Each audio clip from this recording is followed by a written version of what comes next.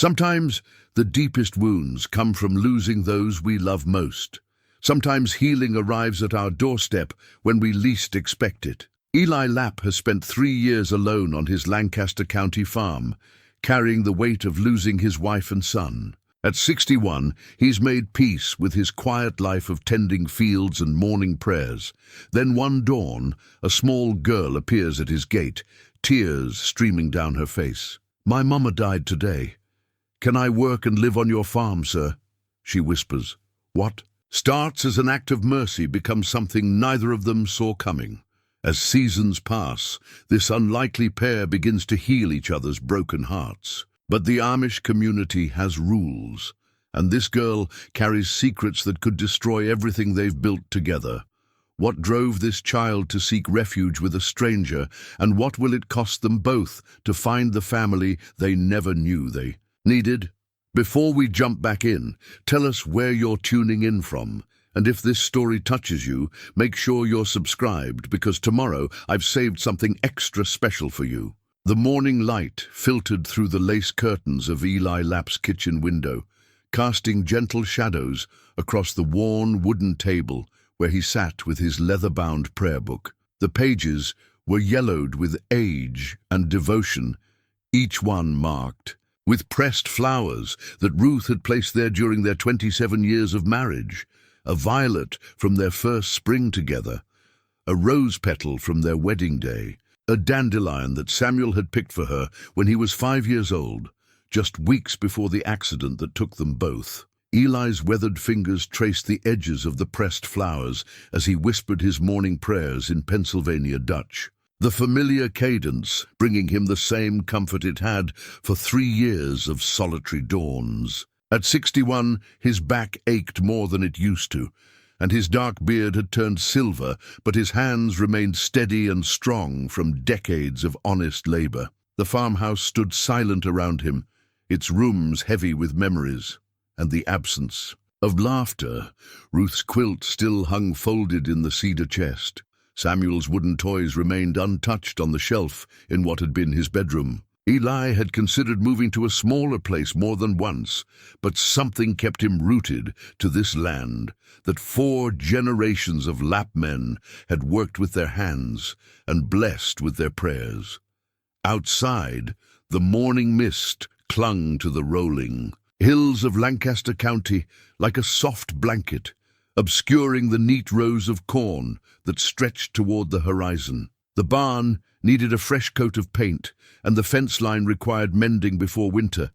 But these tasks could wait. Everything could wait in this place, where time moved like honey, thick and golden and unhurried. Eli closed the prayer book and walked to the window, his boots making familiar creaks against the floorboards. The Stoltzfus farm across the valley was already alive with activity.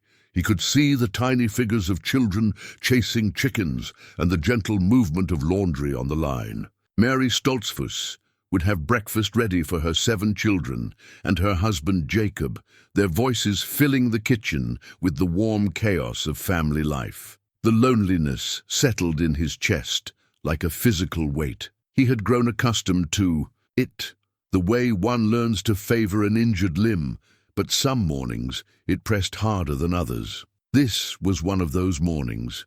He prepared his simple breakfast of oatmeal and coffee, eating in the silence that had become his constant companion. The grandfather clock in the hallway marked the passing minutes with steady persistence, a sound that had once been comforting background music to family conversations, and now seemed to count the empty hours with relentless precision. After breakfast, Eli stepped onto the front porch and breathed deeply of the cool morning air.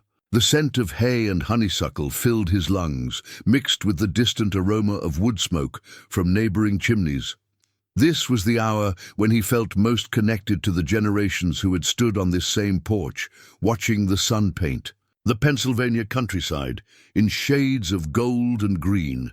He was reaching for his hat when he saw her. A small figure stood at the gate, barely visible through the morning mist. At first, he thought it might be a trick of the light, perhaps a shadow cast by the oak tree or a deer wandering too close to the house. But as he watched, the figure moved, and he realized it was a child. Eli walked slowly down the gravel path, his heart beginning to quicken with something he couldn't name. As he drew closer, the mist seemed to part, revealing a girl who couldn't have been more than 10 years old. Her clothes were torn and dirty, her dark hair tangled with bits of leaves and debris. She clutched a small cloth bag against her chest, like a lifeline, and her face was streaked with tears and mud, but it was her eyes that stopped him cold. They held a grief so profound, so adult, that it seemed impossible for such a small person to carry. He had seen that look before, in his own reflection during the darkest days after the accident. "Child," he said softly in English, then switched to Pennsylvania Dutch before remembering she might not understand. "Are you hurt?" She looked up at him with those ancient eyes, and when she spoke, her voice was barely a whisper, cracked with exhaustion and sorrow. "My mama died today. Can I work and live on your farm, sir?" The words hit him like a physical blow. In all his years, through all his losses, he had never heard such desperate hope wrapped in such devastating grief. She stood there trembling, not from cold, but from the effort of asking for something that might be refused, knowing that this stranger's answer would determine whether she had anywhere in the world to call home. Eli found himself kneeling in the gravel, bringing his eyes level with hers. Up close, he could see that beneath the dirt and tears, she had delicate features and intelligent eyes that seemed to take in everything around her with careful assessment. She was thin, too thin, and he could see the exhaustion in the way. She held herself as if staying upright required every ounce of strength she possessed. "What's your name, little one?" he asked gently. "Sarah," she whispered. "Sarah Miller. I can work real hard, sir. I know how to feed chickens and gather eggs, and help with cooking. I won't be no trouble, I promise. Her voice broke and she wiped her nose with the back of her hand.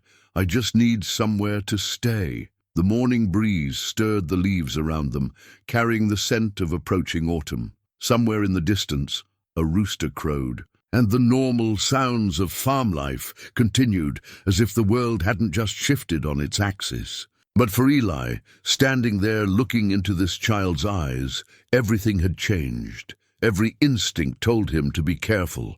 The Ordnung, the unwritten rules that governed Amish life, had clear expectations about how situations like this should be handled. There were proper channels, community leaders who should be consulted, procedures that ensured the welfare of both child and community. He should take her to Bishop Hostetler or contact the English authorities who dealt with such matters. But something deeper than community rules or common sense was stirring in his chest. Perhaps it was the way she held herself with such dignity despite her obvious desperation. Perhaps it was the echo of his own grief that he recognized in her posture. Or perhaps it was simply that Ruth would have opened their door without hesitation. And some part of him could hear her voice whispering across the years, "What would Jesus do, Eli? Are you hungry?" He heard himself ask. Sarah nodded, not trusting her voice. "Come then," he said, rising and extending his hand. "Let's get you something to eat, and you can tell me how you came to be at my gate this morning." She looked at his outstretched hand for a long moment, as if weighing whether to trust this bearded stranger. Then, slowly, she placed her small, dirty fingers in his palm. Her hand was cold and rough, the hand of a child who had known hardship, but her grip was firm with determined courage. As they walked toward the house together, Eli felt something stirring in his heart that had been dormant for 3 years. It wasn't quite hope, not yet, but it was the first crack in the shell of solitude he had built around himself. Behind them, the morning mist continued to lift, revealing the full beauty of the Pennsylvania countryside, bathed in golden light, as if the world itself was welcoming this small, broken child home. 3 weeks had passed since Sarah Miller arrived. At Eli's gate, like an answer to a prayer he hadn't known he was praying, the autumn days had settled into a rhythm as natural as breathing, Morning chores, shared meals, eaten in comfortable silence, evening conversations on the porch, as the sun painted the sky in watercolor hues. Sarah had proven herself capable beyond her years. She rose before dawn, without being asked, feeding the chickens with gentle efficiency and collecting eggs in the wicker basket that had once belonged to Ruth. Her small hands were surprisingly strong, and she approached each task with the focused determination of someone who had learned that earning her keep was the difference between shelter and the streets. Eli found himself looking forward to her quiet presence in ways that both comforted and unsettled him. She had a way of anticipating his needs, appearing with a glass of cool water when he paused in his fieldwork, bringing him his reading glasses before he realized he'd forgotten them. It was as if she had studied him carefully, memorizing his patterns the way a scholar memorizes scripture. The community had begun to take notice, of course. In a settlement where everyone knew the rhythm of their neighbors' lives, a sudden change drew attention like a stone dropped in still water. Eli had deflected the gentle inquiries with vague references to a distant relative in need, but he could see the curiosity in people's eyes during Sunday worship. Sarah sat beside him in the women's section, her small hands folded in her lap, her attention focused on Bishop Hostetler's words with an intensity that suggested she was trying to decode a foreign language. This particular morning, Mary Stoltzfus arrived unannounced, her buggy wheels crunching on the gravel drive just as Eli was teaching Sarah how to properly harness the draft horses. Mary was a kind woman, but she possessed the particular gift of community mothers for extracting information with the same thoroughness that she extracted weeds from her garden. "Good morning, Eli," she called, climbing down from her buggy with the practiced ease of someone who had been managing farm life for 30 years. Her prayer cap was perfectly pinned, and her apron showed not a single wrinkle despite the morning's work. "I brought some fresh bread for you and the child." Sarah immediately stepped back, positioning herself slightly behind Eli in a movement so subtle it might have been accidental. But Eli had begun to recognize her instinctive wariness around strangers, the way she seemed to calculate escape routes even in the most innocent situations. "That's very kind of you, Mary," Eli replied, accepting the wrapped loaf. The bread was still warm, and the scent of yeast and honey filled the morning air. "Sarah, this is Mrs. Stoltzfus. She lives in the white farmhouse across the valley." Sarah offered a small curtsy, her eyes downcast in what appeared to be proper modesty, but which Eli had learned was actually careful observation. "Thank you for the bread, Mum," she said in her soft voice. Mary's practiced eye took in every detail. Sarah's simple dress that Eli had purchased from the dry goods store, her hair neatly braided in the Amish style, the way she stood close, enough to Eli to suggest trust, but ready to run if necessary. "She's a sweet child," Mary observed, her tone carefully neutral. "It's wonderful that family can help family in times of need. Which side of the family did you say she was from?" The question hung in the air like smoke. Eli felt Sarah's tension. In Greece, though she didn't move or speak. He had known this moment would come eventually, but knowing and being prepared were different things entirely. "Ruth's side," he said finally, the lie tasting bitter on his tongue. "A distant cousin's daughter. The details aren't important. What matters is that she needed a home." Mary nodded, but her eyes remained sharp with unasked questions. In Amish communities, family connections were mapped with the precision of surveyors' instruments. Every marriage, every birth, every relationship was known and remembered across generations. The appearance of an unknown relative was like finding a new star in a familiar constellation. "Of course," Mary said diplomatically, "the Lord provides for his children in mysterious ways. I'm sure Ruth would have wanted you to open your home to family." After Mary left, Sarah was unusually quiet during their midday meal. She picked at her food, glancing occasionally toward the window, as if expecting to see unwelcome visitors approaching. "Did I do something wrong?" she asked finally, her voice small and worried. "What makes you think that?" the way she looked at me, like she was trying to figure something out. Sarah's fork clinked against her plate. People always look at me like that before they start asking questions I can't answer. Eli set down his own fork and studied her face. In the past 3 weeks, she had begun to relax, her natural intelligence and curiosity emerging from behind the protective wall of caution. But now that wariness was back, sharp and alert. "Sarah," he said gently, "if there are things about your past that you're not ready to share, I understand. But if there's something I should know, something that might help me protect you, I hope you'll trust me enough to tell me." She was quiet for a long moment, her dark eyes fixed on something beyond the kitchen window. When she spoke, her voice was barely audible. "There are people who might come looking for me," she whispered. "Bad people. If they find me here, they might hurt you too. Maybe I should go—" "No." The word came out more forcefully than Eli intended, surprising them both. "Whatever troubles you faced, child, running isn't the answer. We'll figure it out together."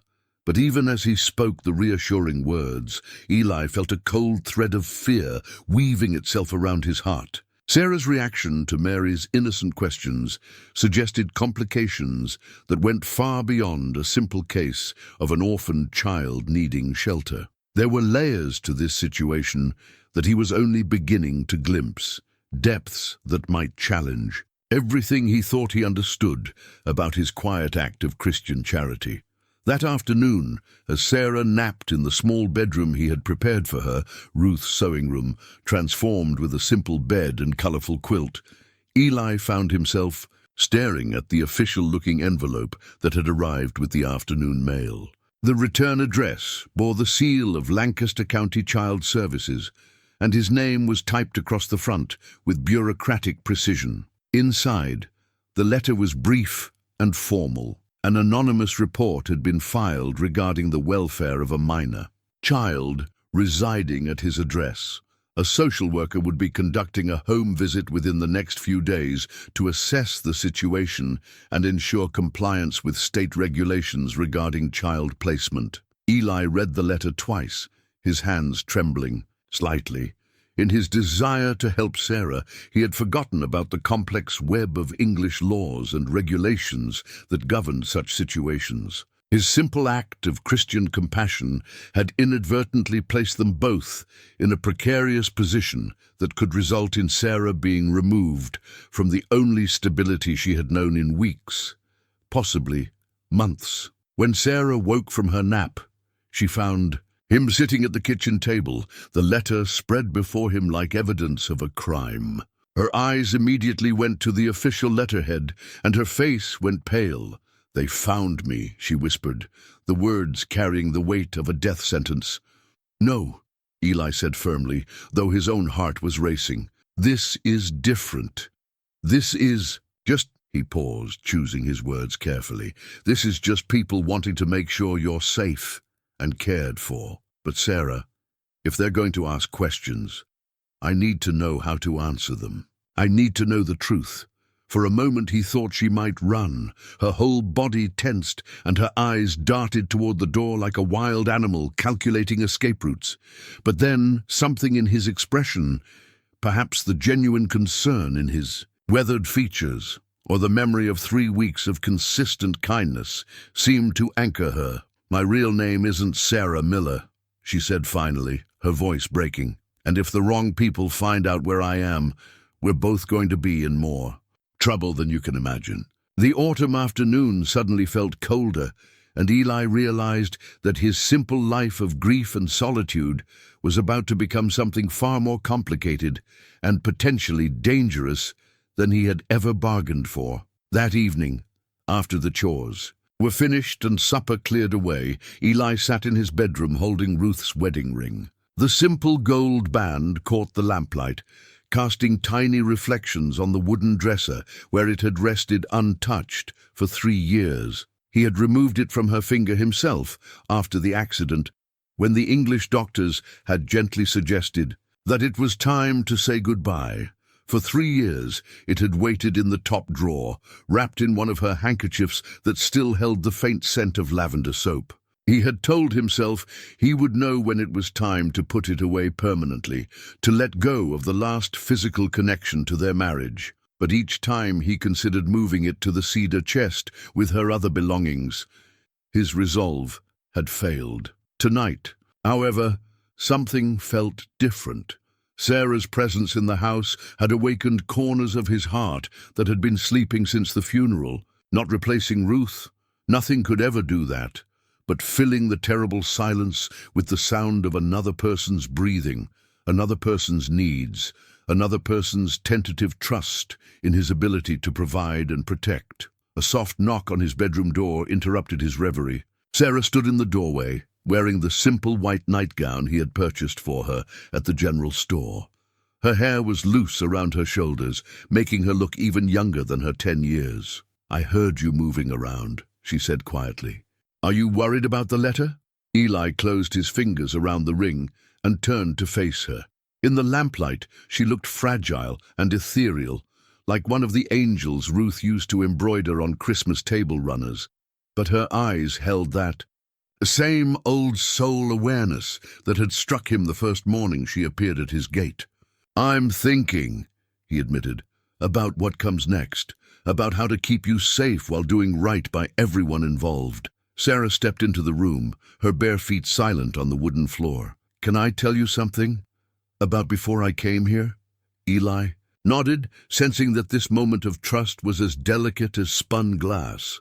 "My mama wasn't really my mama," Sarah began, settling cross-legged on the rug beside his chair. "I mean, she loved me like I was her own, but she found me when I was real little.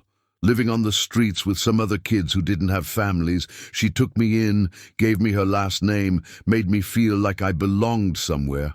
Her voice grew softer, more distant, as if she were reaching back through painful memories.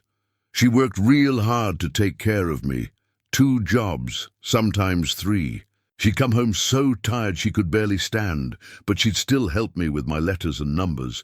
She'd sing to me when I had bad dreams." Eli remained silent, sensing that interrupting would break the spell of her confession. "When she got sick, the doctor said there wasn't much they could do without lots of money we didn't have. She got weaker and weaker, but she kept trying to work because she was scared about what would happen to me if she couldn't pay the rent." Sarah wiped her eyes with the back of her hand. "The last thing she said to me was that I was smart enough and strong enough to take care of myself, but that I deserved to have a real family who would love me proper." "So you've been on your own since she passed?" Sarah nodded. "I knew if I went to the authorities, they'd put me in a home with strangers who might not want me. I'd heard stories from other kids about what that was like. So I decided to find somewhere I could work for my keep, somewhere I could prove I was worth keeping." The simple honesty of her words hit Eli like a physical blow. This child had walked miles through unfamiliar countryside, following some instinct that led her to his gate, carrying nothing but a cloth bag and a determination to earn her place in the world. "What made you choose my farm?" he asked. "I saw you working in your fields one morning, and you looked—" She paused, searching for the right words. "You looked lonely, like maybe you needed someone to help you as much as I needed someone to help me, and when you knelt down to talk to me, instead of looking down from way up high, I knew you might be different from other grown-ups." Eli felt something tight in his chest begin to loosen. Here was this child, carrying grief that mirrored his own, offering her small hands and willing heart to ease the burden of his solitude. It wasn't replacement or substitution. It was something new entirely. "Sarah," he said carefully, "when the social worker comes, they're going to ask questions about your background, about whether I'm qualified to care for you properly. If your real name isn't Sarah Miller, if there are complications in your past that I don't know about, it could make things difficult." "I know," she whispered, "but I was hoping—" She looked up at him with those ancient eyes. "I was hoping. Maybe we could figure out a way to make it work. I promise I won't be any trouble. I'll work hard and learn everything you want to teach me. I'll go to church and learn the prayers and be the kind of daughter who makes you proud." The word daughter hung in the air between them, laden with possibility and fear. Eli had never expected to hear that word applied to anyone but the memory of the children he and Ruth had hoped to have after Samuel. Yet here was this brave, broken child, offering him the gift of purpose and meaning he had thought was lost forever. "There's something I need to show you," he said, opening his hand to reveal Ruth's wedding ring. The gold caught the lamplight, glowing warm and precious in his weathered palm. Sarah looked at the ring, then up at his face, understanding immediately the significance of what he was sharing with her. She was lucky to be loved by someone like you, Sarah said softly. "I can tell by how you talk about her, how you've kept everything just the way she left it. She must have felt real safe, knowing you'd never forget her." "I won't forget her," Eli said, his voice thick with emotion. "But perhaps it's time to stop living as if the best parts of my life ended with her death. Perhaps there are different kinds of love, different ways to honor the people we've lost." He stood and walked to the dresser, opening the top drawer. For a moment, he held the ring suspended over the velvet jewelry box, where it would rest permanently. Then, with a deep breath that felt like releasing 3 years of held tension, he placed it gently inside and closed the lid. "Tomorrow, when the social worker comes, we'll tell her the truth," he said, turning back to Sarah. "Not about names or complicated pasts, but about what matters. We'll tell her that you're a child who needs a home, and I'm a man who needs a reason to believe in tomorrow. We'll tell her that sometimes families aren't born, they're chosen." Sarah's eyes filled with tears, but for the first time since he'd known her, they weren't tears of fear or grief. They were tears of hope, fragile and precious as morning dew. "Does that mean I can stay?" she whispered. "It means we're going to fight for each other," Eli replied. "Whatever comes, we'll face it together." Outside, the autumn wind rustled through. The oak trees, carrying the scent of wood smoke and the promise of winter.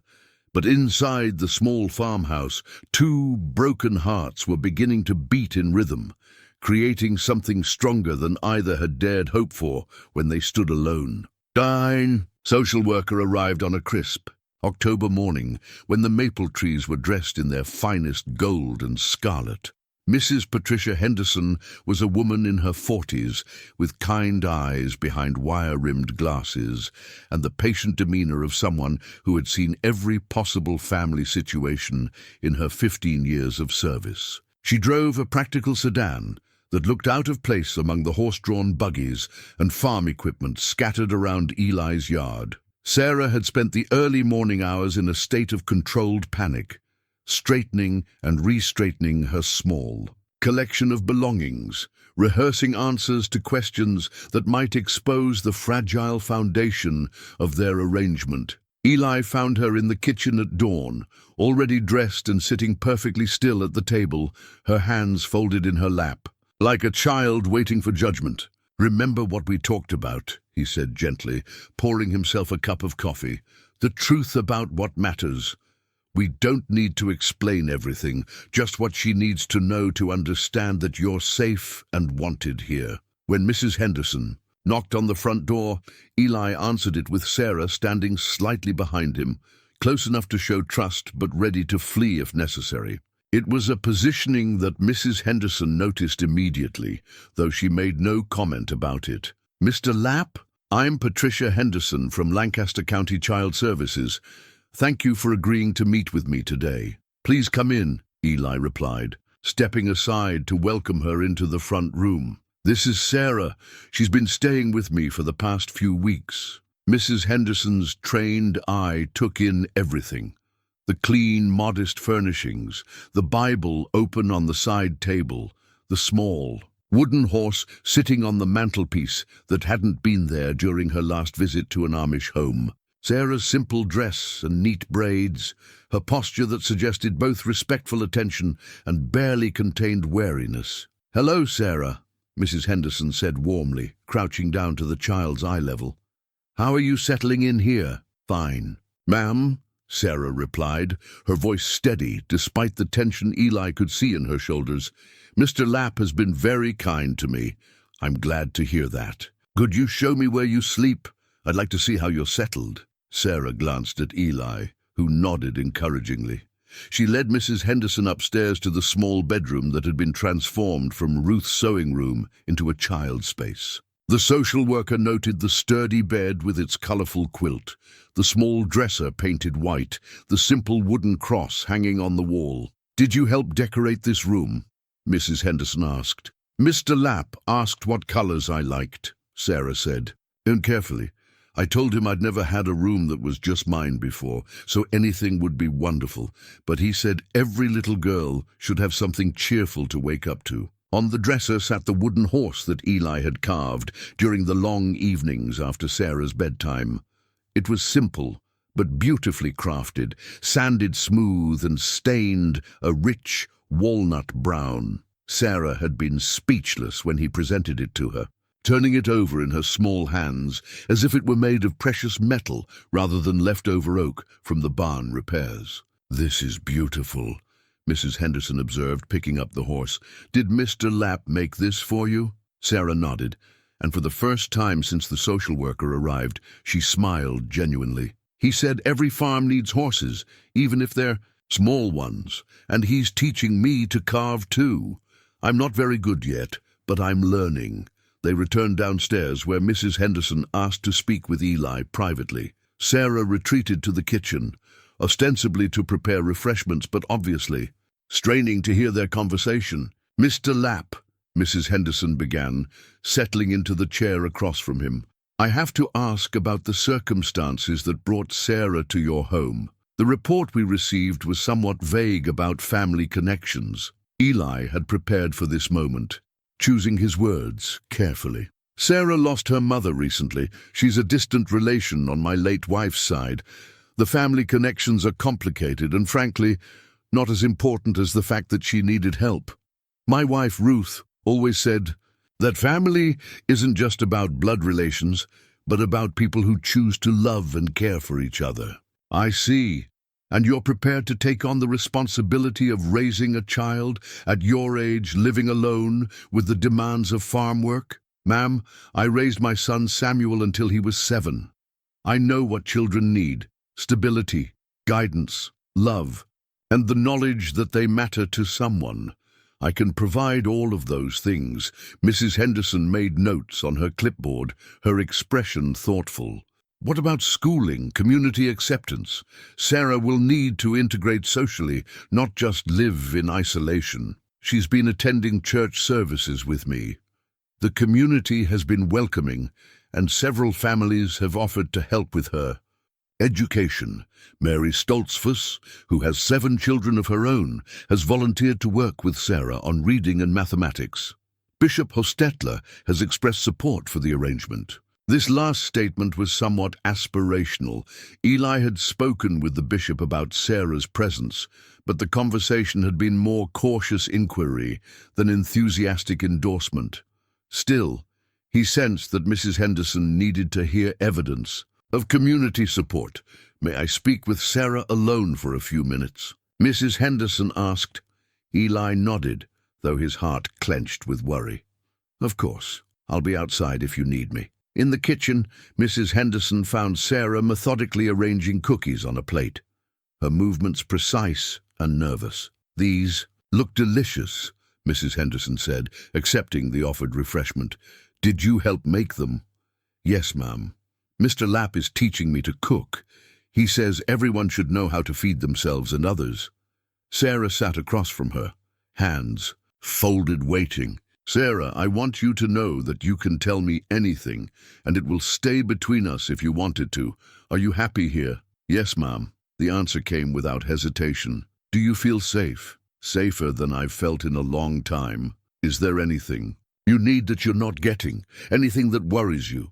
Sarah was quiet for a moment, considering. "I worry that you might decide I can't stay. I worry that I'm not good enough to deserve this, but Mr. Lapp tells me that's just fear talking, and that I should focus on today instead of borrowing trouble from tomorrow." Mrs. Henderson smiled at the mature wisdom wrapped in childish phrasing. "Those are very wise words. Did you know that before I became a social worker, I was a teacher? I've worked with many children over the years, and I can usually tell when a child is genuinely happy and well cared for." "Am I?" Sarah asked, her voice small and hopeful. You are. But Sarah, if anything changes, if you ever need help or have concerns, you can call me. This is my card with my phone number. She placed a business card on the table between them. Keep it somewhere safe.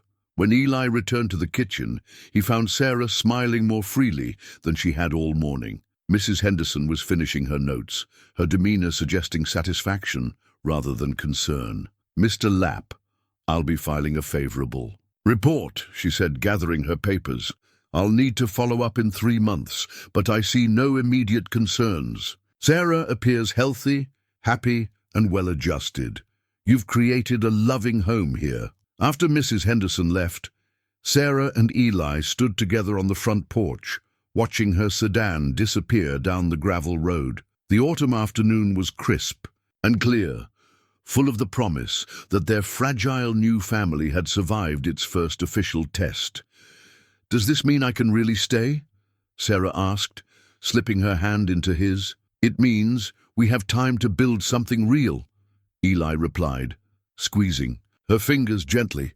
Time to become the family we both need. By November, Sarah's fingers had grown nimble enough to attempt her first quilt square. She sat in the late afternoon light streaming through the kitchen window, her tongue poking out slightly in concentration as she guided the needle through layers of fabric with uneven but determined stitches. The square was meant to be a simple 9-patch pattern in blue and white, but her inexperience showed in the puckered seams and wandering lines. It doesn't have to be perfect, Anna Byler said gently, settling into the chair beside her. Anna had been visiting more frequently since Sarah's arrival, initially to help with the child's education, but increasingly drawn by something else entirely. My first quilt square looked like it had been sewn by a blind chicken. Sarah giggled at the image, her tension easing under Anna's warm humor. At 43, Anna possessed the serene beauty of a woman who had found peace with her place in the world. Her husband had died 5 years earlier in a farming accident, leaving her childless and alone in the house they had built together. She had channeled her maternal instincts into teaching the community's children and caring for elderly relatives. But Eli had noticed how her face softened whenever she watched Sarah struggle with a new skill. Mr. Lapp says I'm getting better, Sarah offered, holding up her work for inspection, but I think he's just being kind. Eli Lapp is many things, but he's not one to offer false praise, Anna replied, examining the uneven stitches with the eye of an experienced seamstress. He sees potential where others might see only problems. It's one of his finest qualities. Eli paused in the doorway, listening to their conversation while pretending to sort through the mail. Anna's presence in his kitchen had become as natural as the changing seasons, her gentle authority balancing his sometimes uncertain approach to raising a young girl. She brought feminine wisdom to questions he couldn't answer. What to do when Sarah had nightmares, how to braid her hair properly for church, whether 10 was too young for certain responsibilities. Anna's right, he said, entering the kitchen and settling at the table with them. Your stitching is much improved from when you started, and more importantly, you're not giving up when it gets difficult. That's the mark of true character. Sarah beamed at the praise, her small hands returning to their careful work. But Eli noticed the subtle change in Anna's posture when he sat down, the way her breathing seemed to deepen slightly. In recent weeks, he had become increasingly aware of Anna as something more than a helpful neighbor. The way sunlight caught, the silver threads in her brown hair, the gentle competence of her hands as she guided Sarah through domestic tasks, the sound of her laughter filling corners of the house that had been silent for too long. I should check on the evening chores, Sarah announced suddenly, setting down her needlework with the decisive air of someone who had just made an important decision. The chickens get restless if I'm late with their grain. Before either adult could respond, she had grabbed her shawl and disappeared through the back door, leaving Eli and Anna alone in the golden afternoon light. The silence stretched between them, comfortable but charged with unspoken awareness. She's a perceptive child, Anna observed, smoothing the fabric of Sarah's abandoned quilt square. "Sometimes I think she understands more about people than most adults." "Too perceptive, perhaps," Eli replied, his eyes following Sarah's small figure as she scattered grain for the chickens with practiced efficiency. "She watches everything, files it away like she's building a map of how the world works. I suspect she's learned that survival depends on reading people correctly. And what do you think she reads when she looks at us?" The question hung in the air like morning mist, beautiful and fragile and impossible to grasp directly. Eli turned from the window to meet Anna's gaze, seeing in her warm brown eyes a reflection of his own confused hopes. "I think she sees too. Lonely people who have found comfort in each other's company," he said carefully, "and I think she's wise enough to know that might be both wonderful and complicated." Anna's fingers traced the edge of Sarah's quilting, her touch gentle and reverent. "Eli, I need you to know that I didn't start visiting here with any expectations beyond helping a child learn to read properly. But somewhere along the way, watching you with Sarah, seeing how you've opened your heart to someone who needed you." Anna. Her name on his lips felt both foreign and familiar, like rediscovering a word in a language he had once spoken fluently. "Let me finish," she said softly. "I need to say this clearly, so there's no misunderstanding. I believe God brought Sarah to your door for reasons that go beyond simple charity. I believe he knew that helping her heal would begin to heal you, too. And I believe—" She paused, gathering courage.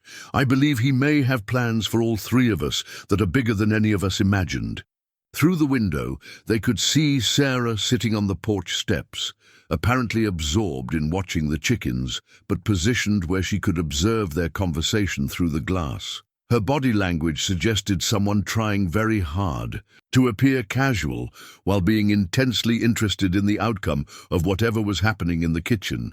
Eli felt his heart racing in a way it hadn't since he was a young man courting Ruth behind her father's barn. The sensation was both thrilling and terrifying, like standing at the edge of a cliff, with no way of knowing what lay below. "Sarah has been through enough upheaval for 1 year," he said finally.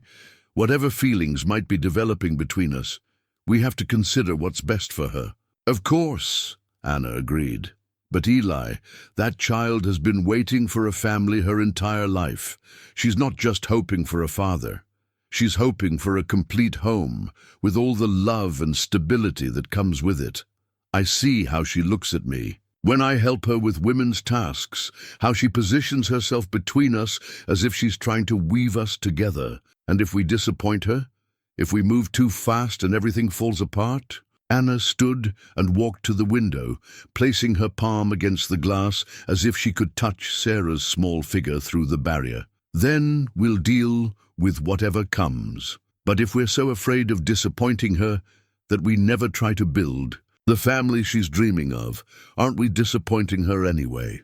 Outside, Sarah had abandoned all pretense of casual observation and was now openly watching their conversation, her expression hopeful and anxious. When she saw them looking at her, she waved enthusiastically, her face breaking into a grin that could have powered the entire county.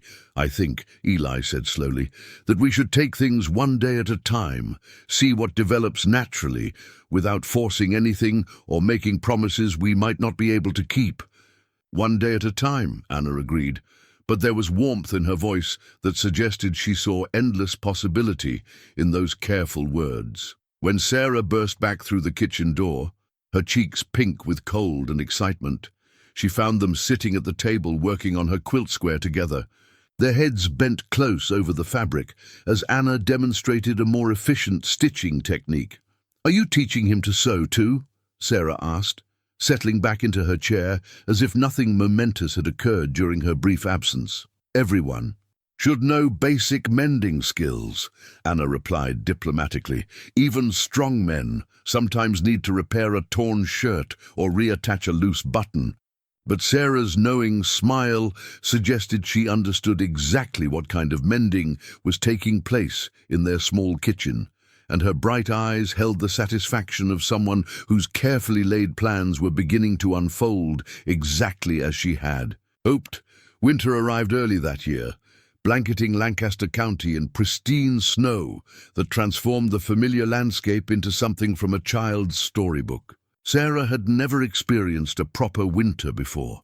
Her life with her adoptive mother had been spent in warmer climates, moving frequently between temporary housing and shelters. She stood at the kitchen window each morning, mesmerized by the way frost painted intricate patterns on the glass, and how the bare oak trees looked like delicate pen sketches against the pearl-grey sky. Hidden beneath her mattress, wrapped in one of Eli's old handkerchiefs, lay a newspaper clipping that had arrived with the weekly mail 3 days earlier. She had intercepted it before Eli could see it, recognizing the type of official envelope that had always meant trouble in her past life. The clipping was brief but devastating, a small article about a man named Robert Crane who had been released from prison on a technicality after serving only 2 years for domestic assault. The accompanying photograph showed a face she would never forget, no matter how many peaceful mornings she spent watching snow fall on Amish farmland. Sarah knew she should tell Eli about the clipping, about the real reason she had appeared at his gate that October morning, but each time she gathered the courage to speak, she imagined the look of betrayal in his kind eyes when he learned how much danger she had brought to his doorstep. Instead, she buried the secret deeper and tried to focus on the joy of her first real winter. The harvest season had proven her worth to even the most skeptical community members. Despite her small stature, Sarah had worked alongside the adults. During the long days of gathering corn and preserving vegetables for winter storage, her quick mind had grasped the complex timing required for proper canning, and her steady hands had proven surprisingly adept at the delicate work of preparing meats for smoking. That child has the instincts of someone born to farm life, Jacob Stoltzfus had remarked to Eli during a community barn raising. She anticipates what needs doing before anyone asks, and she never complains about the work. You've done well with her. The praise had filled Eli with pride that surprised him in its intensity. He had begun to understand what parents meant when they spoke of their children's accomplishments as personal victories. Sarah's success felt like his own, her happiness a direct reflection of his worth as a guardian and guide. But there were moments when he caught her staring out windows with an expression of deep worry, her young face bearing the weight of thoughts no child should carry. When he asked about these episodes, she would quickly brighten and redirect his attention to some immediate task or question. He recognized the deflection because he had used similar tactics during the darkest days of his own grief. She's hiding something, Anna observed one evening, after Sarah had excused herself early from their usual after-dinner conversation. They were sitting in the front room, the space between them on the sofa, carefully measured to maintain propriety, while acknowledging the growing warmth of their relationship. I've seen that look before, in children who have learned that some truths are too dangerous to share. I've noticed it too, Eli admitted, his voice heavy with concern. But pressing her hasn't helped. She just retreats further into herself when she feels cornered. Maybe she needs to know that whatever secret she's carrying, you're strong enough to handle it, that you won't abandon her, no matter what complications arise. Eli considered this as he watched Sarah through the window, building a snow angel. With the fierce concentration she brought to all her tasks, even in play, there was something purposeful about her movements, as if she were trying to memorize every sensation for future reference. The next morning brought an unexpected visitor. Elder Samuel Hostetler, the bishop's younger brother, arrived, just as Sarah was finishing her morning chores.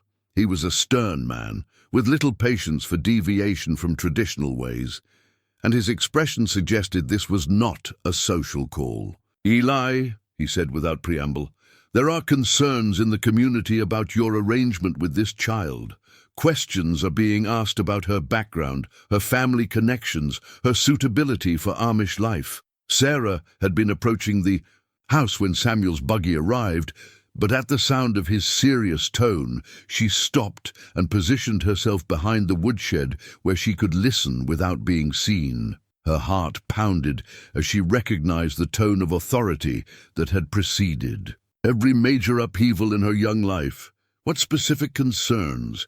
Eli asked, his voice carefully neutral. "Mary Stoltzfus has been asking questions about the child's supposed family connection to Ruth. She's consulted with relatives in other districts, and no one recalls any cousin or distant relation who had a daughter of this age. There are whispers that you may have been deceived, or worse, that you're participating in some deception yourself." The words hit like physical blows. Sarah pressed herself closer to the rough boards of the shed, her breath coming in shallow puffs of visible vapor. "Samuel," Eli said slowly, "that child has brought nothing but blessing to this household and this community. She works harder than children twice her age, shows respect for our ways, and has never caused a moment's trouble. Whatever questions exist about her past, they pale in significance compared to her need for a stable home. But you cannot deny that there are irregularities. The child herself seems evasive when asked direct questions about her family. And now there are rumors that English authorities may be looking for a missing child, matching her description." Sarah's world tilted on its axis. The careful web of safety she had built around herself was unraveling, thread by thread. She thought of the newspaper clipping hidden in her room, of the man whose face haunted her dreams, of the terrible choice between protecting the people she had come to love and protecting herself. "I won't abandon her," Eli said firmly. "Whatever complications arise, we'll face them together. Even if it means bringing danger to the entire community, even if it means defying the Ordnung and the wisdom of the elders." The question hung in the cold morning air. Sarah crept closer to the house, desperate to hear Eli's response, terrified of what it might be. "The Ordnung teaches us to care for widows and orphans, to show Christian charity to those in need. If following those principles brings complications, then we'll trust in God's providence to see us through." Samuel Hostetler's expression suggested he found this answer unsatisfactory. "The bishop will want to speak with you and the child within the week. There will be questions that require honest answers, Eli. I hope you're prepared for what those answers might cost you." After Samuel left, Sarah remained hidden behind the woodshed, tears freezing on her cheeks. She understood now that her presence had created a crisis that threatened not just her own future, but Eli's standing in the community he had known his entire life. The safe haven she had found was becoming a battleground, and she was the cause of it all. That evening, as they sat around the dinner table with Anna, Sarah seemed more withdrawn than ever. When Eli asked about her day, she answered in monosyllables, her usual bright chatter replaced by worried silence. Several times, Anna caught her staring at the adults with an expression of such profound sadness that it took all her self-control not to gather the child in her arms and demand to know what was wrong. It was only later, after Anna had gone home and Sarah had claimed to be tired enough for early bed, that Eli discovered the truth. He found the newspaper clipping on his pillow, weighted down with one of Sarah's hair ribbons, and accompanied by a note written in her careful script. "Dear Mr. Lapp, I'm sorry I lied to you. My real name is Sarah Watson, and the man in this picture wants to hurt me because I saw him kill my mama. I never meant to bring trouble to you and the community. I'll be gone by morning so you don't have to choose between keeping me safe and keeping everyone else safe. Thank you for showing me what a real family feels like. I'll never forget you. Love, Sarah." Eli read the note 3 times, his hands shaking with a mixture of fear and fury. Outside, the winter wind howled around the corners of the house, and somewhere in that darkness, a 10-year-old girl was preparing to face the world alone rather than risk the safety of the people who had become her family. Eli found Sarah in the barn, her small figure huddled in the hayloft, with her cloth bag clutched to her chest and tears streaming down her face. She had made it only as far as the animals she had come to love before her resolve crumbled. The barn cats had gathered around her as if sensing her distress, their purring forms creating a circle of comfort in the dim light filtering through the snow-covered windows. "Were you planning to leave without saying goodbye?" he asked softly, settling beside her in the fragrant hay. Sarah's shoulders shook with silent sobs. "I didn't want to make it harder for you. I thought if I just disappeared, you could tell everyone I ran away, and then you wouldn't get in trouble for helping me." "Sarah Watson," he said, and her real name on his lips made her look up in surprise. "Do you honestly believe I would let you walk out into a winter night to face whatever dangers are hunting you? Do you think so little of the bond we've built these past months? But the man in the picture, Robert Crane, he's dangerous. He killed my mama because she was trying to protect me from him. If he finds me here, he'll hurt you too. And the community is already asking questions, and Elder Hostetler thinks I'm bringing shame on everyone." "Stop!" Eli's voice was firm, but gentle. "Let me tell you what I see when I look at you. I see a brave child who has survived things no one should have to face. I see someone who works harder than anyone expects, who shows kindness to animals and patience with old men learning how to be fathers again. I see someone who has brought life back to this house and purpose back to my days. Do you think I would trade all of that to avoid some gossip and difficult questions?" Sarah wiped her nose with the back of her hand, a gesture so young and vulnerable that it made Eli's heart ache. "But what if he comes here? What if people get hurt because of me? Then we'll face it together. But first, I need to know everything. The whole truth about what happened to your mother, why you're in danger, and what we're really dealing with." In the warm darkness of the barn, with the gentle sounds of sleeping animals around them, Sarah finally told the complete story. Her voice was barely above a whisper, but each word was clear and precise, as if she had rehearsed this confession countless times in her mind. Her adoptive mother, Linda Watson, had met Robert Crane at the diner where she worked the night shift. He had seemed charming at first, bringing flowers, taking them on picnics, promising a stable home for both Linda and Sarah. But after they moved in together, his true nature emerged. He was controlling, jealous, and increasingly violent when he drank, which was most evenings. "Mama kept trying to leave him, but he always found us," Sarah continued, her small hands twisting the fabric of her dress. "He said he'd kill us both if we ever tried to run away again.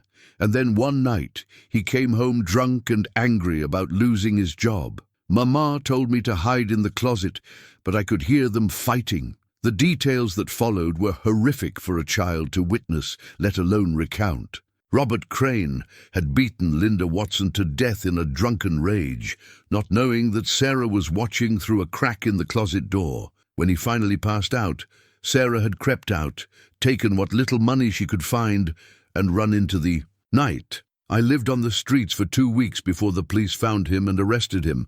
They put me in witness protection with a foster family, but they said I might have to testify at his trial. I was so scared. They said he had friends on the outside who might try to stop me from talking. But how did you end up here? This is hundreds of miles from where that happened."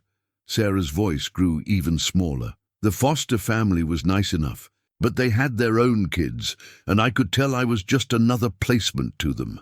When Robert's lawyer got him released on some technical thing with the evidence, the social worker said they might have to move me again for safety. I heard them, talking about sending me far away, maybe to a group home where they could watch me better."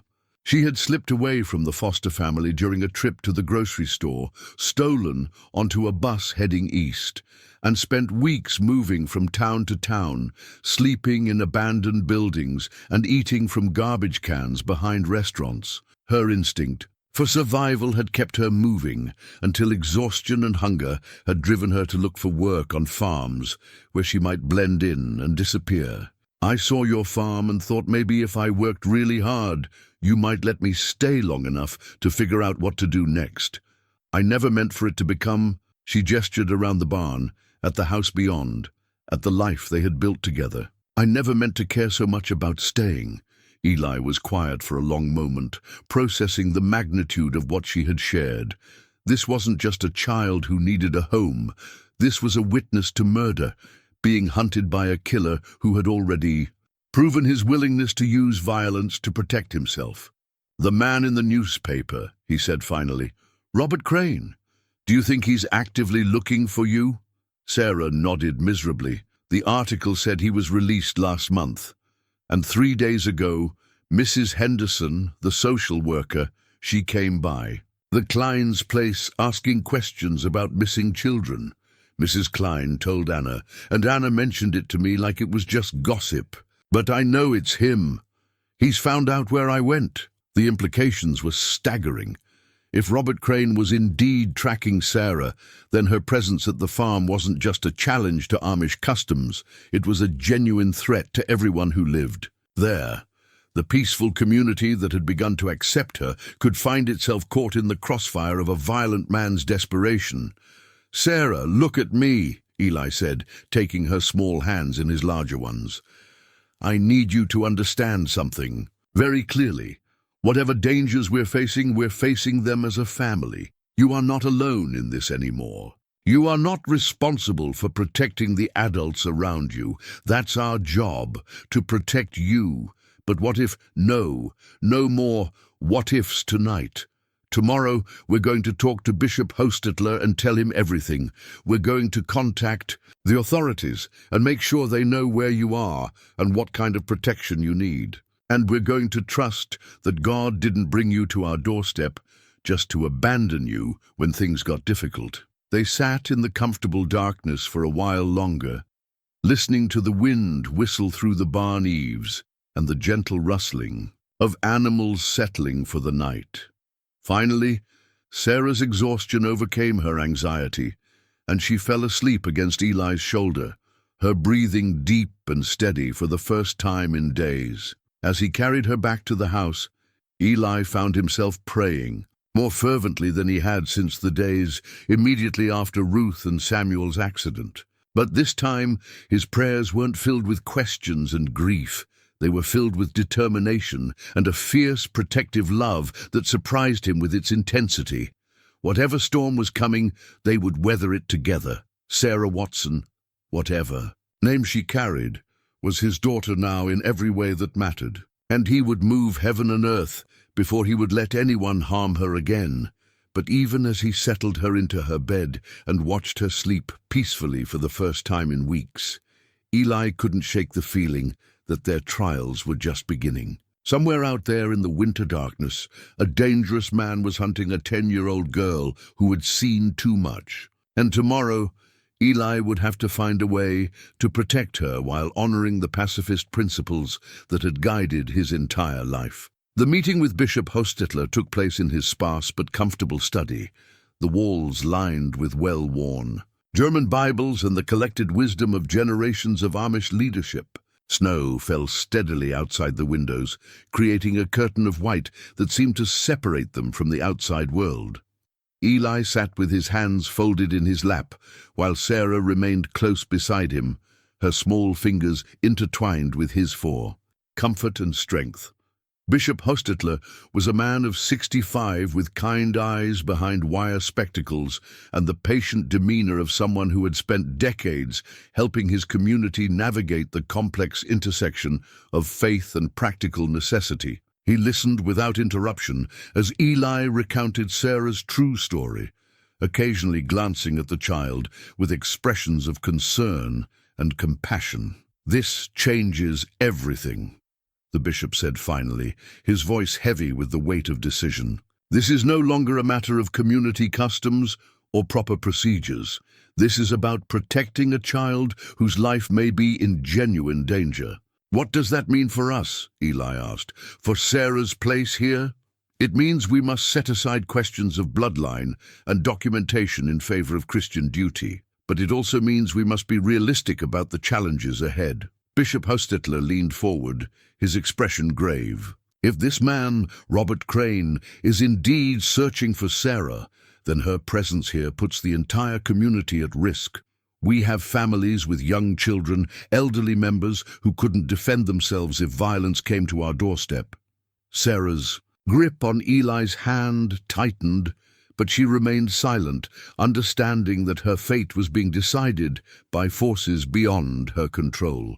However, the bishop continued, abandoning a child to face such danger alone would violate everything we believe about protecting the innocent. The question becomes not whether to help Sarah, but how to help her while ensuring the safety of everyone involved. That afternoon, Eli made a decision that went against every principle of non-violence he had been taught since childhood. He walked to the small shed behind his house and retrieved his father's hunting rifle from its dusty case. The weapon hadn't been fired in more than a decade, not since he had last needed to put down a suffering animal, but he cleaned and oiled it with the methodical care his father had taught him as a boy. The rifle represented a fundamental contradiction in his beliefs, a tool of potential violence in the hands of a man committed to peaceful resolution. But as he ran his fingers along the smooth wooden stock, Eli found himself thinking not of abstract principles, but of Sarah's face, of her trust in his ability to keep her safe, of the promise he had made to protect her no matter what. Anna found him there as the sun was setting, the rifle across his knees and his expression distant with contemplation. "That's your father's old Winchester," she observed, settling beside him on the rough wooden bench he had built years ago for quiet reflection. "It is. He taught me to shoot when I was barely older than Sarah, said every man should know how to protect his family, even if he prayed he'd never need to use the skill. And now you're wondering if that time has come." Eli nodded, his weathered hands tracing the familiar contours of the weapon. "Everything I've been taught, everything I believe, says that violence only begets more violence, that we should trust in God's protection and turn the other cheek when confronted with evil. But Anna, when I think of someone hurting Sarah, when I imagine what this man did to her mother, I feel things that aren't very Christian." Anna was quiet for a moment, watching the snow continue to fall in the gathering darkness. "My grandmother used to say that God gave us minds and hearts and hands for a reason, that sometimes protecting the innocent requires us to make difficult choices between competing goods. She said the sin isn't in being willing to defend those who can't defend themselves. The sin is in taking pleasure in violence or seeking it, when other options exist. But what if there are no other options? What if peaceful solutions aren't enough to stop someone who's already proven his willingness to kill?" Before Anna could answer, Sarah appeared in the doorway of the shed, her face pale in the lamplight. "You don't have to do this because of me," she said quietly. "I can leave. I can go somewhere far away, where he'll never find me, where I won't bring danger to people I care about. Sarah, no, listen to me." She stepped forward, and in the dim light she looked older than her 10 years, aged by experiences no child should carry. "I've been thinking about this all day, about what Mama would want me to do, about what's right. And I think maybe the best way to protect everyone is for me to go to the police myself, tell them everything I know, let them put me in witness protection somewhere far away from here." The suggestion hit Eli like a physical blow. After months of watching Sarah bloom in the safety of their small community, the thought of her disappearing back into the uncertain care of government agencies felt like a betrayal of everything they had built together. "Absolutely not," he said firmly. "I won't allow you to sacrifice yourself to protect us. That's not how families work. But what if people get hurt because I'm here? What if Robert comes looking for me and someone else gets killed trying to protect me? How could I live with that?" Anna moved to kneel in front of Sarah, taking the child's small hands in her own. "Sweet girl, you've been carrying the weight of adult decisions for far too long. It's not your responsibility to solve this problem or to protect the grown-ups around you. That's our job. But the community is divided about whether I should even be here. Elder Hostetler said there are people who think I'm bringing shame and danger. There are also people who believe that protecting you is exactly what Jesus would do. Anna interrupted gently. Mary Stoltzfus told me yesterday that if anyone tries to send you away, they'll have to go through her first. Jacob Yoder said the same thing. You have more support in this community than you realize. That evening, as if summoned by the weight of their conversation, neighbors began arriving at Eli's farmhouse. They came through the snow in buggies and on foot, carrying lanterns that bobbed like fireflies in the darkness. Mary and Jacob Stoltzfus arrived first, followed by the Yoder family, then the Millers and the Fishers. Even some of the younger families who had been uncertain about Sarah's presence came, their faces serious but determined. They gathered in Eli's front room, filling every chair and lining the walls with their quiet presence. Bishop Hostetler arrived last, shaking snow from his coat and surveying the assembled community with something that might have been satisfaction. We've come to discuss the situation with young Sarah, Mary Stoltzfus announced, her voice carrying the authority of a woman who had helped raise half the children in the district, and to make it clear that this community stands together in protecting those who need protection. Jacob Yoder, a man of few words but strong convictions, stood and cleared his throat. My family has discussed this matter thoroughly. We believe that turning away a child in need would violate the most fundamental teachings of our faith. If there's danger coming, we'll face it together, as we always have. One by one, the adults in the room spoke their support. Some acknowledged their initial doubts, their concerns about disrupting community harmony, but all expressed their commitment to Sarah's welfare and their willingness to accept the risks that came with providing her sanctuary. Sarah sat in the corner, overwhelmed by this display of collective courage on her behalf. These people barely knew her, had no obligation to her beyond their Christian conscience, yet they were willing to face potential danger rather than abandon her to an uncertain fate. This is what family looks like, Anna whispered to her during a quiet moment.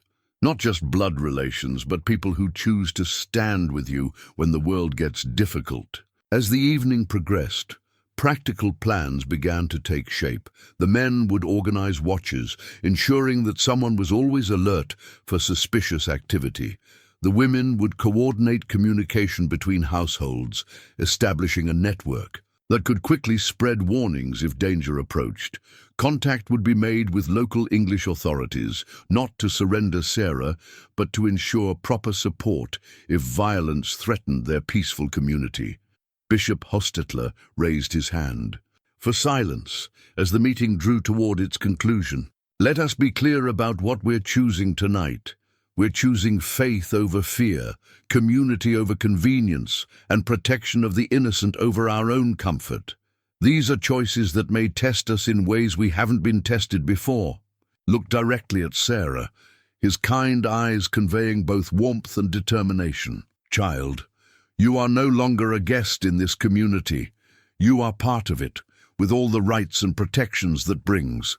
Whatever storms may come, we will weather them together.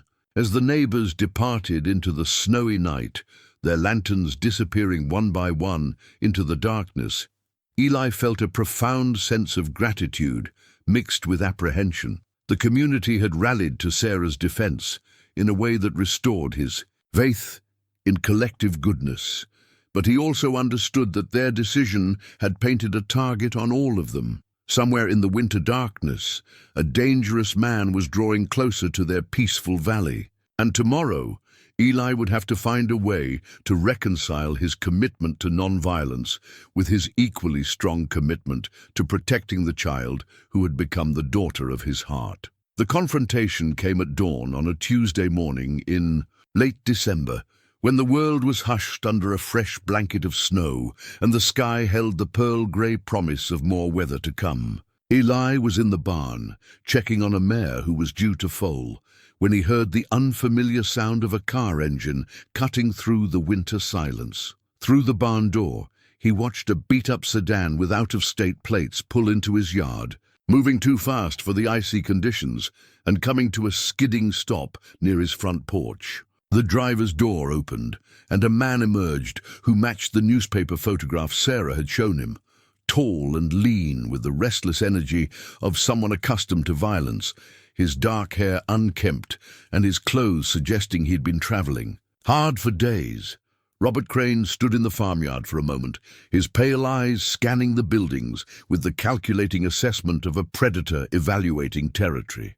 Even from a distance, Eli could see the barely contained aggression in his posture, the way his hands flexed and clenched as if eager to find something to hurt.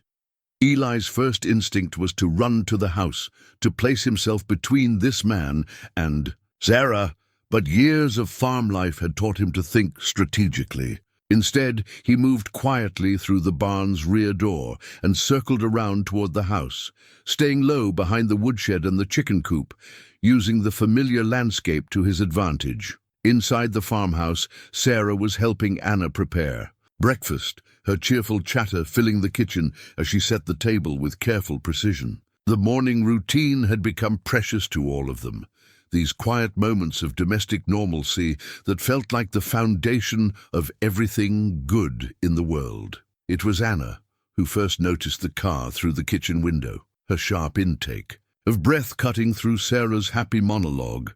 "Sarah," she said quietly, "go upstairs to your room right now. Lock the door and don't come out until either Eli or I tell you it's safe." Sarah's face went white as she followed Anna's gaze toward the yard. Through the frosted glass, she could see the dark figure approaching their front door.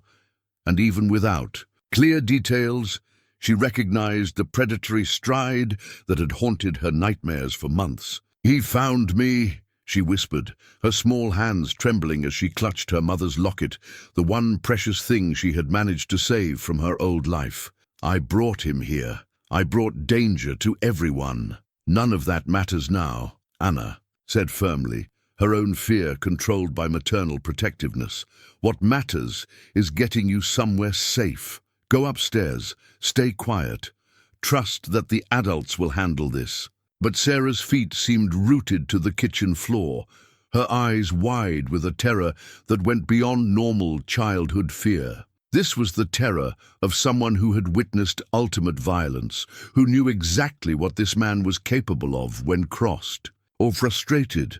The first knock on the front door came like a thunderclap in the winter quiet, not the polite rap of a neighbor or the official authority of law enforcement, but the aggressive pounding of someone who expected immediate compliance. "Sarah." "Watson!" Robert Crane's voice carried clearly through the wooden door, harsh and demanding. "I know you're in there, you little bitch. Come out now, and maybe I won't hurt the people who've been hiding you." Anna placed herself between Sarah and the front door, her usually gentle demeanor hardening into something fierce and protective. "Upstairs," she commanded in a whisper. "Now!" This time Sarah obeyed, her bare feet silent on the wooden steps as she climbed toward her bedroom. But instead of locking herself inside as instructed, she positioned herself at the top of the stairs, where she could hear everything that happened below. The pounding on the door intensified, accompanied now by obscenities and threats that made Anna's face pale with anger and fear. Through the windows, she could see their neighbors' houses in the distance, the smoke rising from morning cooking fires, a reminder that this confrontation was happening in the heart of a peaceful community, filled with families and children.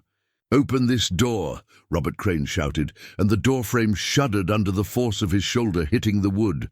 "I've got rights. That kid is a witness in my case, and I've got a right to face my accuser."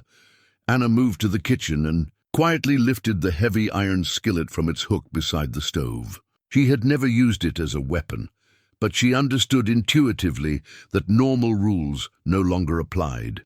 If this man broke down their door, she would do whatever was necessary to protect Sarah. Outside, Eli had positioned himself near the corner of the house, his father's rifle heavy in his hands and his heart pounding with a mixture of fear and fury he had never experienced before. Every principle of non-violence he had been taught was warring with the primal need to protect his family, and he found himself whispering prayers that God would show him a path that didn't lead to bloodshed. The doorframe cracked audibly under Another assault, and Robert Crane's voice rose to a roar of frustrated rage. "I know she's in there, and I know what kind of people you are.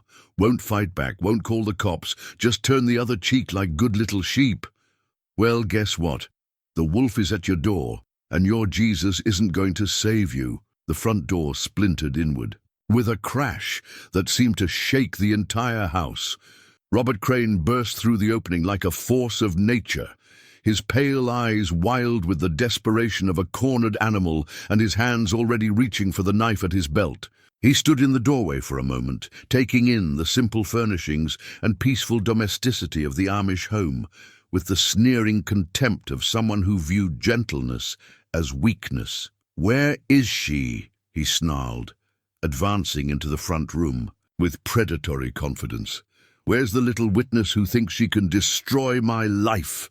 Anna stepped into his line of sight, the iron skillet raised in her hands and her face set with determination that would have surprised anyone who knew her only as a gentle widow and schoolteacher. "You're not welcome in this house," she said, her voice steady despite the fear coursing through her veins. "Leave now, and we won't call the authorities." Robert Crane laughed, a sound devoid of any human warmth. "The authorities? Lady, I've been dodging cops for 2 states. You think your Amish neighbors are going to save you? They don't even have phones in half these houses." He pulled the hunting knife from its sheath, the blade catching the morning light streaming through the broken door. "Now tell me where Sarah Watson is hiding, or I'll start carving pieces off you until someone gets cooperative." From her position at the top of the stairs, Sarah heard every word with crystalline clarity. The terror that had gripped her began to transform into something else, a cold, determined fury at this man who had destroyed her first family and was now threatening to destroy her second. She thought of Linda Watson's final screams, of the weeks of hiding and hunger that followed, of the nightmares that still woke her in the middle of peaceful Lancaster County nights. Then she thought of Eli's patient kindness, of Anna's gentle guidance, of the community that had rallied to protect her despite the danger. These people had given her something she had never truly possessed, a home worth defending. "I'm right here," Sarah called out, her young voice cutting through the tension like a blade. She appeared at the top of the stairs, small and seemingly defenseless, but standing straight with a courage that made Anna's heart break with pride and terror. Robert Crane's head snapped up, his face splitting into a grin of vicious satisfaction. "There's my little star witness. Come down here, sweetheart. We need to have a talk about keeping your mouth shut." "I'm not afraid of you anymore," Sarah said, and to her own amazement she realized it was true. "I was afraid when I was little and alone, but I'm not alone now." "No, you're not alone," came Eli's voice from behind Robert Crane.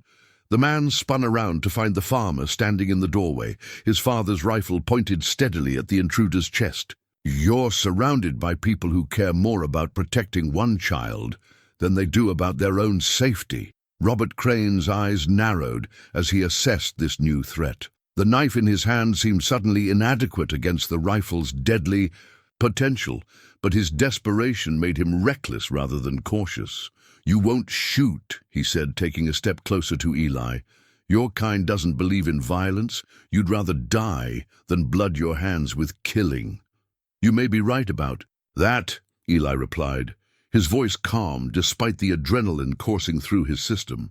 "But the question you should be asking yourself is whether you're willing to bet your life on my commitment to nonviolence when it comes to protecting my daughter." The word daughter hung in the air with the weight of absolute truth. Whatever legal documents might say, whatever bureaucratic complications remained to be resolved, Sarah Watson was Eli Lapp's daughter in every way that mattered. And he would move heaven and earth to keep her safe. Through the broken doorway, the sound of approaching horses and buggies began to fill the morning air. The community's communication network had worked exactly as planned. Mary Stoltzfus had seen the unfamiliar car. Jacob Yoder had noticed the commotion, and word had spread through the settlement with the efficiency of a telegraph system. Robert Crane heard the approaching help and understood that his window of opportunity was closing rapidly. With the desperate fury of a trapped animal, he lunged toward the stairs, intending to reach Sarah before the growing crowd could interfere with his plans. But he had underestimated the fierce protectiveness of people who had chosen to stand together against evil. Anna swung the iron skillet with all her strength, connecting with his shoulder and sending him staggering. Eli stepped forward, using the rifle's stock to block the man's path to the stairs, while Sarah remained at the top, her small hands gripping the banister and her voice rising in a prayer that seemed to fill the house with unexpected power. "Our Father, who art in heaven," she began, and her words were taken up by Anna, then by Eli, and finally by the voices of neighbors who had begun, gathering outside the broken door. The ancient prayer rose like a shield around the threatened household, transforming the scene from one of violence into something that felt strangely sacred. Robert Crane found himself surrounded by a circle of plain-dressed men and women whose faces showed no hatred despite the danger he represented, only an unwavering determination to protect the innocent. For the first time since his release from prison, he understood that he had badly miscalculated the strength that could be found in unity and faith. 6 months later, on a warm spring morning, when the Pennsylvania countryside was dressed in its finest green and the apple trees were heavy with blossoms, Sarah Watson Lapp stood in the Lancaster County courthouse, wearing her best dress and holding the hands of the two people who had become her whole world. The adoption papers spread across the judge's desk represented far more than legal formalities. They were the official recognition of a family that had been forged in love, tested by danger, and strengthened by the support of an entire community. Judge Margaret Harrison, a woman in her 50s with kind eyes and 3 decades of experience in family law, smiled as she reviewed the documents one final time. The case had been unusual in many respects. A child witness to murder finding sanctuary with an Amish widower, a community rallying to protect someone they barely knew, a dangerous criminal brought to justice through the combined efforts of faith and law enforcement. "Sarah," Judge Harrison said gently, "do you understand what these papers mean?" "Yes, ma'am," Sarah replied, her voice clear and confident in a way that would have been impossible during those first terrified weeks at Eli's farm. "It means that Mr. Lapp and Miss Anna are my real parents now, legally and forever. It means I belong somewhere and no one can take me away from my family again." The transformation in Sarah over the past months had been remarkable to witness. The frightened, wary child who had appeared at Eli's gate had blossomed into a confident young girl who spoke Pennsylvania Dutch with increasing fluency. Helped Anna teach the younger children in the community school, and worked alongside Eli in the fields with the competence of someone born to farm life. "And Eli, Anna, do you understand the commitment you're making today?" "We do, Your Honor," Eli replied, his weathered hand gentle on Sarah's shoulder. "We understand that we're promising to love and protect and guide this child for the rest of our lives. It's a promise we've already been keeping in our hearts. Today just makes it official in the eyes of the law." Anna squeezed Sarah's other hand, her eyes bright with tears of joy. The wedding ceremony that had united her with Eli, too, months earlier, had been a quiet affair by English standards, but deeply moving in its simplicity and sincerity. Sarah had walked Anna down the aisle with the serious dignity of someone who understood that she was witnessing the completion of her own family circle. The courtroom was filled with members of their Amish community who had traveled to the county, seat for this momentous occasion. Mary and Jacob Stoltzfus sat in the front row, their faces beaming with grandparental pride. Bishop Hostetler was there, having provided a letter of support that described Sarah's integration into their community and the positive impact she had made on everyone around her. Even Mrs. Patricia Henderson from Child Services was present. her professional satisfaction evident as she watched the successful conclusion of what had begun as a concerning placement situation and evolved into a model of how love could overcome legal complications. The resolution of Robert Crane's threat had come swiftly once the community had surrounded him with their collective determination to protect Sarah. Faced with dozens of witnesses and the arrival of law enforcement summoned by English neighbors who had heard the commotion, he had surrendered. Without further violence, the additional charges of breaking and entering, terroristic threats, and violation of his parole conditions had ensured that he would spend many years behind bars, finally giving Sarah the safety and security she needed to heal completely from her traumatic past. "By the power vested in me by the Commonwealth of Pennsylvania," Judge Harrison declared, "I hereby approve this adoption and declare that Sarah Watson is now legally Sarah Watson Lapp, the daughter of Eli Lapp and Anna Byler. Lapp, with all the rights and privileges thereof." The simple words carried the weight of transformation. Sarah was no longer a lost child, surviving on the charity of strangers. She was a daughter, a sister to the community's children, a young woman with roots that ran deep into the fertile soil of Lancaster County. After the ceremony, the family gathered on the courthouse steps for photographs that would join the collection of precious memories, accumulating in their rebuilt life together. Sarah stood between her parents, her smile radiant with the security of belonging, her hands holding theirs with the confidence of someone who knew she was loved unconditionally. "What are you thinking about?" Anna asked quietly as they watched. The neighbors lowed into buggies for the journey home. "I'm thinking about that first morning," Sarah replied, her voice soft with memory, "when I was so scared and hungry, and I didn't know if you'd let me stay. I never imagined it could turn into this, into a real family, into a home where I don't have to be afraid anymore."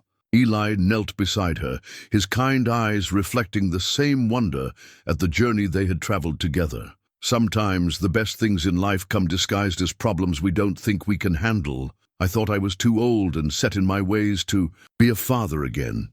I thought my heart was too broken to love another child. But you taught me that hearts don't run out of love.